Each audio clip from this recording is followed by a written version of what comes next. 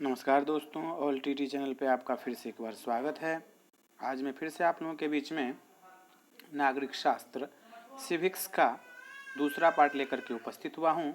ये क्लास 6 के पहला अध्याय है जिसे आप ध्यानपूर्वक देखेंगे। विविधता की समझ का ये दूसरा पार्ट है जिसे हम आज देखेंगे कि हम विविधता को कैसे समझेंगे, उसके बारे में जानेंगे कि विविधता को कैसे समझें। करीब 200-225 वर्ष पहले जब रेल, हवाई जहाज, बस और कार हमारे जीवन का हिस्सा नहीं थे, तब भी लोग संसार के एक भाग से दूसरे भाग की यात्रा करते थे। वे पानी के जहाज में घोड़ों या ऊंट पर बैठकर जाते या फिर पैदल चलकर। बहुत ही महत्वपूर्ण यहाँ से कई बार प्रश्न आया है। अक्सर ये यात्राएं खेती और बसने के लिए, नई जमीन की तलाश में या फिर व्यापार के लिए की जाती थी। चूंकि यात्रा में बहुत समय लगता था, इसीलिए लोग नई जगह पर अक्सर काफ़ी लंबे समय तक ठहर जाते थे। इसके अलावा सूखे और अकाल के कारण भी कई बार लोग अपना घर बार छोड़ देते थे। उन्होंने जब पेट भर खाना तक नहीं मिलता जब उन्हें पेट भर खाना भी नहीं मिलता था, तो वे नई जगह जाकर के बस जाते थे। कुछ लोग काम की तलाश में और कुछ युद्ध के कारण घर छोड़ देते थे। लोग जब नई जगह में बसना शुरू करते थे तो उनके रहन सहन में थोड़ा बदलाव आ जाता था। कुछ चीज़ें वे नई जगह की अपना लेते थे, कुछ चीज़ें नई जगह की अपना लेते थे और कुछ चीज़ों में वे पुराने ढर्रे पर ही चलते थे। इस तरह से उनकी भाषा, भोजन, संगीत, धर्म आदि में नए और पुराने का मिश्रण होता रहता था। उनकी संस्कृति और नई जगह की संस्कृति में आदान प्रदान होता और धीरे धीरे एक मिश्रित यानी मिलीजुली संस्कृति उभरती। बहुत ही महत्वपूर्ण यहाँ से कई बार प्रश्न आया है। अगर कह रहे कि अलग अलग क्षेत्रों का इतिहास देखें तो हमें पता चलेगा कि किस तरह विभिन्न सांस्कृतिक प्रभावों में वहाँ के जीवन और संस्कृति को आकार देने में योगदान किया है। इस तरह से कई क्षेत्र अपने विशिष्ट इतिहास के कारण विविधता संपन्न हो जाते थे। ठीक इसी प्रकार लोग अलग अलग तरह की भौतिक स्थितियों से किस प्रकार सामंजस्य बैठाते हैं, उससे भी विविधता उत्पन्न होती हैं। उदाहरण के लिए समुद्र के पास रहने में और पहाड़ी इलाकों में रहने में बड़ा फर्क है। न केवल वहाँ के लोगों के कपड़ों और खान पान की आदतों में फर्क होगा, बल्कि जिस तरह का काम वे करेंगे वे भी अलग होंगे। शहरों में अक्सर लोग यह भूल जाते हैं कि उनका जीवन उनके भौतिक वातावरण से किस तरह गहराई से जुड़ा हुआ है। ऐसा इसलिए कि शहरों में लोग विरले ही अपनी सब्जी या अनाज उगाते हैं। वे इस चीज़ों के लिए बाजार पर ही निर्भर रहते हैं। बिल्कुल आज भी ऐसा ही है और पहले भी ऐसा ही था। सिर्फ हम विविधता को समझना है। आइए भारत के दो भागों लद्दाख और केरल के उदाहरण के जरिए यह समझने की कोशिश करें कि क्षेत्र की विविधता पर उनके ऐतिहासिक और भौगोलिक कारकों का क्या असर पड़ता है। तो अब यहाँ पर देखिए, एटलस में भारत का नक्शा देखिए और उसमें ढूंढिए कि ये दोनों क्षेत्र लद्दाख तथा केरल कहाँ पर है और इन दोनों क्षेत्रों की भौगोलिक स्थितियाँ वहाँ के भोजन, कपड़े और व्यवसाय पेशे को कैसे प्रभावित करती और उनकी सूची बनाइए। आगे है आपका, ये देखिए कि लद्दाख ऊंचे पहाड़ों वाला रेगिस्तानी इलाका, इस तरह का लद्दाख है। लद्दाख तो व्यापार के लिए एक अच्छा रास्ता माना गया क्योंकि यहाँ कई घाटियाँ हैं जिनसे गुजर करके मध्य एशिया के काफिले उस इलाके में पहुँचते थे जिसे आज तिब्बत कहते हैं। कहाँ से पहुँचते थे तो देख लीजिए, मध्य एशिया के काफिले उन इलाकों में पहुँचते थे जिसे आज क्या कहा जाता है, तिब्बत कहा जाता है। और ये काफिले अपने साथ मसाले क्या सब लाते थे, नोट बना लीजिए, मसाले, कच्चा रेशम, दड़ियाँ आदि लेकर के चलते थे। लद्दाख के रास्ते ही बौद्ध धर्म तिब्बत पहुंचा। किसके रास्ते, तो लद्दाख के रास्ते। कौन सा धर्म, तो बौद्ध धर्म। लद्दाख को छोटा तिब्बत भी कहते हैं। और इन सभी बातों को याद रखना है। करीब 400 साल पहले यहाँ पर लोगों का इस्लाम धर्म से परिचय हुआ। कितने सौ साल पहले, 400 साल पहले। किस धर्म से, इस्लाम धर्म से। और अब यहाँ अच्छी खासी संख्या में मुसलमान रहते हैं। लद्दाख में गानों और कविताओं का बहुत ही समृद्ध मौखिक संग्रह है। तिब्बत का ग्रंथ केसर सागा। अब केसर सागा क्या है, तो तिब्बत का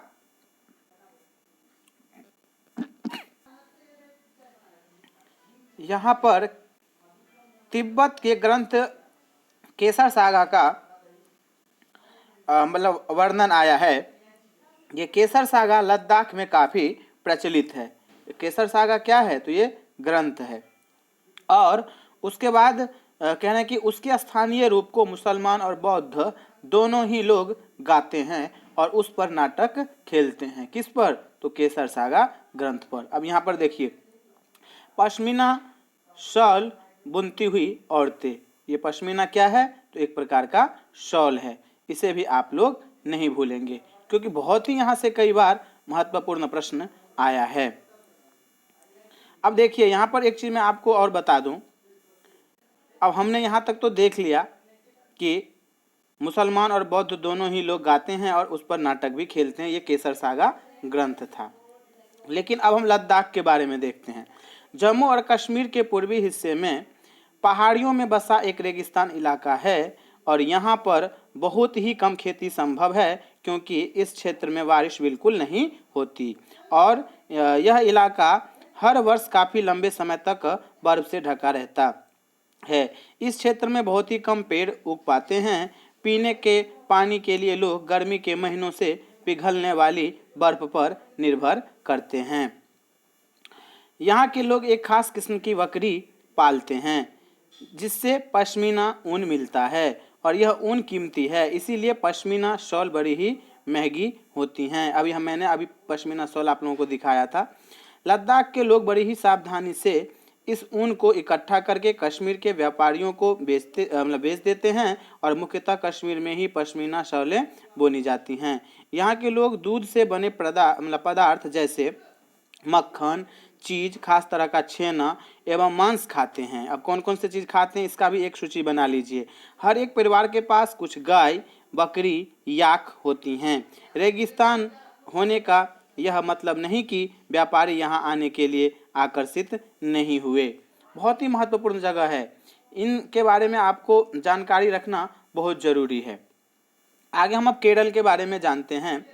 भारत के दक्षिण पश्चिम कोने में बसा हुआ राज्य है और यह एक तरफ समुद्र से घिरा हुआ है और दूसरी तरफ पहाड़ियों से। इन पहाड़ियों पर विविध प्रकार के मसाले जैसे काली मिर्च, लौंग, इलायची आदि उगाए जाते हैं और इन मसालों के कारण यह क्षेत्र व्यापारियों के लिए बहुत ही आकर्षक बना है। कौन सा क्षेत्र, देख लीजिए आप। ये केरल के बारे में हम अभी जानकारी आप लोगों को प्रोवाइड करवा रहे हैं। यहाँ पर देखिए, इन्होंने कहा कि सबसे पहले अरबी एवं यहूदी व्यापारी केरल आए। सबसे पहले कौन से व्यापारी आए, अरबी और यहूदी, यही प्रश्न आता है वहाँ पर। ऐसा माना जाता है कि ईसा मसीह के धर्मदूत संत थॉमस लगभग 2000 साल पहले यहाँ आए। अब यहाँ से 3 प्रश्न बन जाएगा। ईसा मसीह के धर्मदूत का नाम, ईसा मसीह के धर्मदूत संत थॉमस लगभग कितने हजार साल पहले आए और ईसा मसीह के धर्मदूत संत थॉमस कहाँ पर आए, तो केरल। अब इसी को आप याद रखेंगे तो भारत में ईसाई धर्म लाने का श्रेय उन्हीं को जाता है, ऐसा भी आ सकता है प्रश्न। अरब से कई व्यापारी वहां आकर के बस गए। इब्न बतूता ने जो करीब 700 साल पहले यहाँ आए, अपने यात्रा वृत्तांत में मुसलमानों की जीवन का विवरण देते हुए लिखा है कि मुसलमान समुदाय की यहाँ बड़ी ही इज्जत थी। कौन कहता है ये? Ibn Battuta. ये भी 750 साल पहले कहाँ पर आया था? 700 साल पहले इन्होंने कहा है कि यहाँ पर केरल आया था। इस बात को भी आप लोग ध्यान रखेंगे, 700 साल बिल्कुल नहीं भूलना है। और संत थॉमस जो था उसके बारे में भी नहीं भूलना है, ये 2000 साल पहले ये दोनों यहाँ आए थे। अब यहाँ पर तीसरा देख लीजिए, मछली पकड़ने का चीनी जाल, अभी मैं दिखाऊंगा आप लोगों को। वास्को डी गामा, अब इनके बारे में भी देख लेते हैं। वास्को डी गामा पानी के जहाज से यहाँ पहुंचे तो पुर्तगालियों ने यूरोप से भारत तक का समुद्री रास्ता जाना। कौन? Vasco D gamma. इनके बारे में भी प्रश्न आया है, इसे आप लोग ध्यान से देखेंगे और सुनेंगे। इन सभी ऐतिहासिक प्रभावों के कारण केरल के लोग विभिन्न धर्मों का पालन करते हैं, जिनमें यहूदी, इस्लाम, ईसाई, हिंदू एवं बौद्ध धर्म शामिल है। सब विविधता को यहाँ पर दर्शा रहे हैं। चीन के व्यापारी भी केरल आए। यहाँ पर मछली पकड़ने के लिए जो जाल इस्तेमाल किए जाते हैं वे चीनी जालों से हूबहू मिलते हैं और उन्हें चीना वाला कहते हैं। अब चीना वाला क्या है? मछली पकड़ने के लिए जाल का नाम रखा गया है चीना वाला। तलने के लिए लोग जो बर्तन इस्तेमाल करते हैं उसे चीना चट्टी कहते हैं। अब चीना चट्टी किसे कहते हैं ये भी आपने देख लिया। इसमें चीन शब्द इस बात की ओर इशारा करता है कि उसकी उत्पत्ति कहाँ हुई होगी, कहाँ हुई होगी, आप समझ लिए होंगे। केरल की उपजाऊ जमीन और जलवायु चावल की खेती के लिए बहुत ही उपयुक्त है। कौन सी जमीन? तो केरल की। वहाँ के अधिकतर लोग क्या करते हैं? मछली, सब्जी और चावल खाते हैं। मछली, सब्जी और चावल।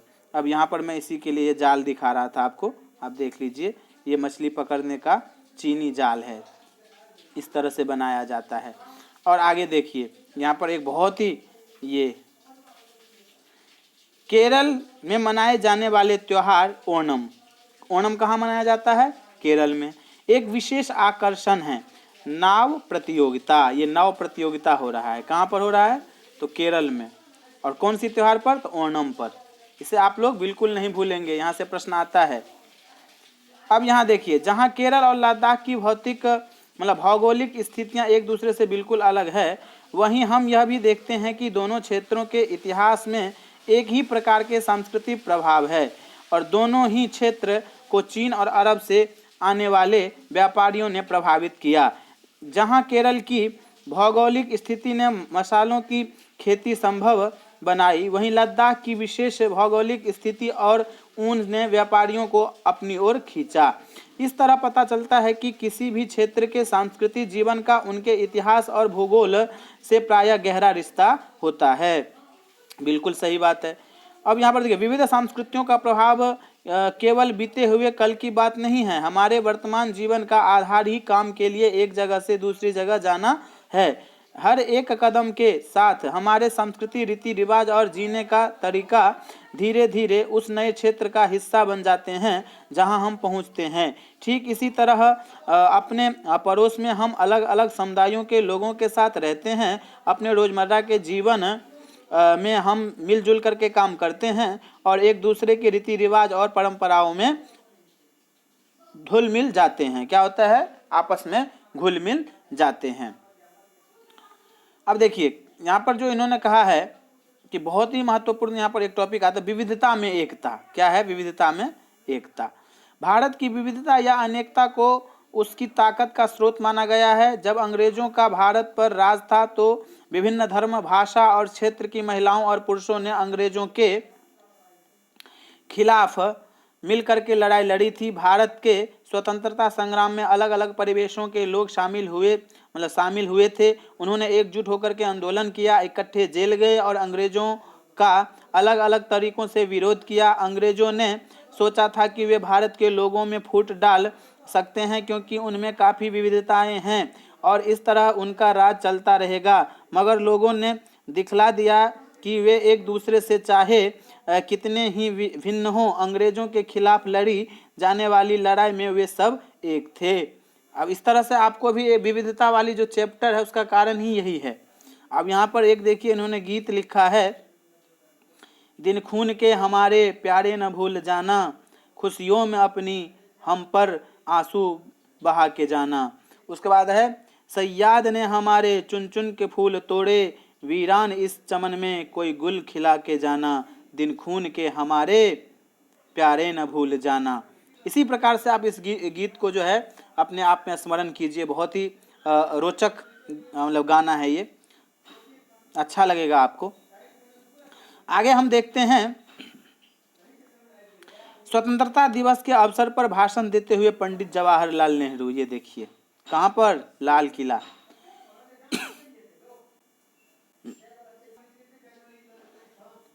यह गीत अमृतसर में हुए जलियांवाला बाग हत्याकांड के बाद गाया जाता था। इस हत्याकांड में एक ब्रिटिश जनरल ने उन शांतिप्रिय निहत्थे लोगों पर खुलेआम गोलियां चलवा दी थी जो बाग में इकट्ठे होकर के सभा कर रहे थे। महिला, पुरुष, हिंदू, मुसलमान एवं सिख, कितने सारे लोग थे जो अंग्रेजों की पक्षपातपूर्ण नीति का विरोध करने के लिए जमा हुए थे, और उसमें से बहुत लोग की जानें गई और उससे भी ज़्यादा घायल हुए। यह गीत उन्हीं शहीदों की याद में गाया गया था। स्वतंत्रता संग्राम के दौरान उभरे गीत और चिन्ह विविधता के प्रति हमारा विश्वास बनाए रखते हैं। क्या आप भारतीय झंडे की कहानी मतलब जानती हैं? स्वतंत्रता संग्राम के दौरान ही भारत के झंडे की परिकल्पना की गई थी और झंडे को सारे भारत में लोगों ने अंग्रेजों के खिलाफ इस्तेमाल किया था। जवाहरलाल नेहरू ने अपनी किताब भारत की खोज किसके द्वारा लिखी गई है? जवाहरलाल नेहरू, इसे नहीं भूलना है। भारतीय एकता कोई बाहर से थोपी हुई चीज नहीं है, बल्कि यह बहुत ही गहरी है, जिसके अंदर अलग अलग तरह के विश्वास और प्रथाओं को स्वीकार करने की भावना है। इसमें विविधता को पहचाना और प्रोत्साहित किया जाता है, और यह नेहरू ही थे जिन्होंने भारत की विविधता का वर्णन करते हुए अनेकता में एकता का विचार हमें दिया था। अनेकता में एकता का विचार हमें किसने दिया था? इस बात को भी आपको ध्यान रखना है, जवाहरलाल नेहरू ने। अब यहाँ पर देखिए, रविंद्रनाथ टैगोर द्वारा रचित हमारा राष्ट्रीय गान भी भारतीय एकता की ही एक अभिव्यक्ति है। राष्ट्रगान किस तरह से एकता का वर्णन करता है, इसे अपने शब्दों में लिखिए। अब राष्ट्रगान किसके द्वारा रची गई वह भी आपको पता चल गया होगा, रविंद्रनाथ टैगोर के द्वारा। अब यहाँ पर कुछ महत्वपूर्ण प्रश्न हैं जिसे आप देख लीजिए और अपने आप में से अभ्यास करिएगा। पहला चैप्टर अब मैं यहीं पर समाप्त करता हूँ, क्योंकि बहुत बड़ी वीडियो हो जाएगी और क्वेश्चन बैंक लेकर के मैं मतलब बाद में उपस्थित होऊंगा।